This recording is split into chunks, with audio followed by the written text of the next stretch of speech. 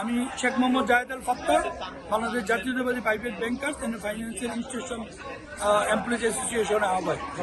Employees অ্যাসোসিয়েশনের পক্ষ থেকে আমরা আজকে স্বাধীনতার ঘোষক শহীদ রাষ্ট্রপতি জিয়াউর রহমানের 44তম শাহাদাত বার্ষিকী উপলক্ষে সংগঠনের পক্ষ থেকে ওনার মাজারে শ্রদ্ধা জানিয়েছি এবং আমরা দোয়া করেছি। আমরা আজকের এই ঝড় বৃষ্টি উপেক্ষা করে সকাল থেকে আমরা আমাদের সংগঠন এবং আপামর জনতাকে আপনারা দেখতে পেরেছেন যে সকলে এসে একত্রিত হয়েছেন এবং ওনার কবর জিয়ারতের মাধ্যমে ওনাকে শ্রদ্ধা জানিয়েছেন। বাদ জুম্মা আমাদের সংগঠনের পক্ষ থেকে মিরপুর কাজীপাড়াতে আমরা দুস্থদের মধ্যে খাবার বিতরণ কর্মসূচি রেখেছি।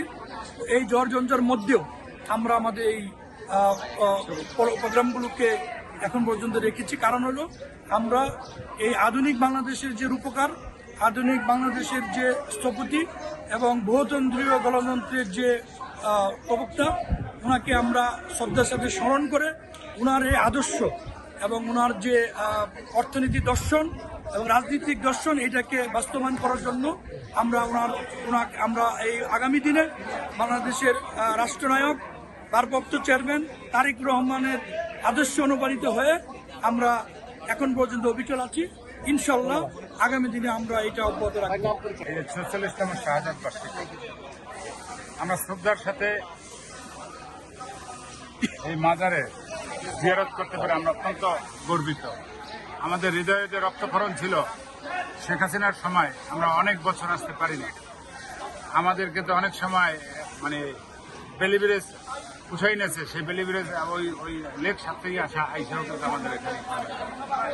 আজকে শহীদ রাষ্ট্রপতি জিয়াউর রহমানের মাজারে এসে আমরা মনে করি একজন খাঁটি দেশনায়ক দেশপ্রেমিককে আমরা শ্রদ্ধা নিবেদন করলাম।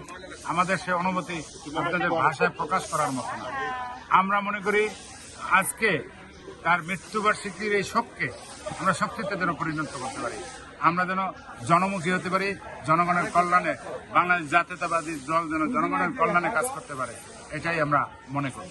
কারণ গত 17 বছরের যত 17 বছরের নিপীড়ন এবং গত 17 বছরের অত্যাচার হামলার মধ্যেও আমরা শহীদ প্রেসিডেন্ট জিয়াউর রহমানকে ভুলে যাইনি, জাতীয়তাবাদীকে ভুলে যাইনি, বিএনপিকে ভুলে যাইনি।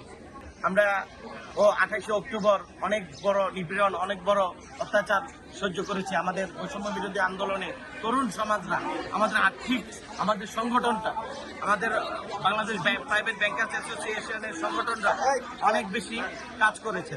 তো সেক্ষেত্রে আমরা আজ উন্মুক্ত এবং আমরা উন্মুক্তর সাথে সাথে আমরা এই দলকে আগামী ডিসেম্বরের মধ্যে একটা বার্তা দিতে চাই যে সারা বাংলাদেশে স্বাধীনতার ঘোষক জিয়ার দল জাতীয়তাবাদী এক হয়ে থাকো, এক হয়ে লড়াই করব এবং আমরা আগামী ডিসেম্বরে নির্বাচনের দিকে এগিয়ে কাজ করছি।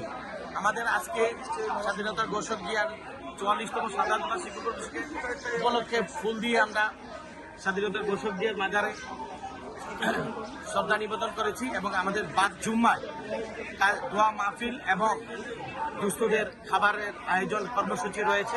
উনি আমাদের বাংলাদেশের উপকার, উনি বাংলাদেশকে এবং তারুণ্যকে নিয়ে যে স্বপ্ন দেখতেন, সেই স্বপ্নদ্রষ্টা উনি খুব অল্প সময়ের মধ্যে আমরা তাকে হারিয়ে ফেলেছি ওনাকে। কিন্তু ওনার যে উত্তরসূরি আমাদের ভারপ্রাপ্ত জনাব তারেক রহমানের হাত ধরে বাংলাদেশের উন্নয়ন হবে। আমরা দীর্ঘদিন 17 বছর ফ্যাসিস্টের আমলে থেকে আমরা ওইভাবে প্রোগ্রাম কিংবা কিছু করতে পারিনি, আমরা নিপীড়িত হয়েছি, বিভিন্ন মামলা হামলার শিকার হয়েছি।